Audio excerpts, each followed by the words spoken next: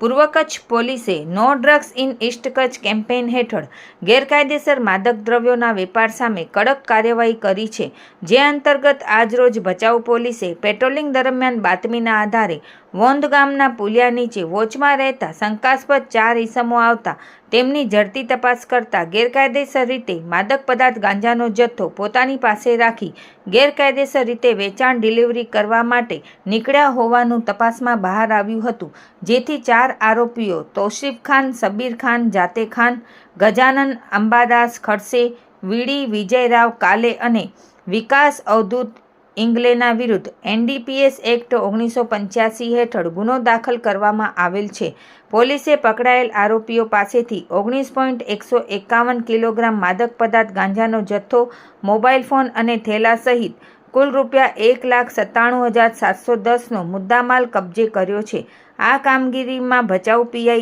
AA Jadeja, PSI DJ Jhala તથા Bhachau police staff દ્વારા કરવામાં આવેલ છે.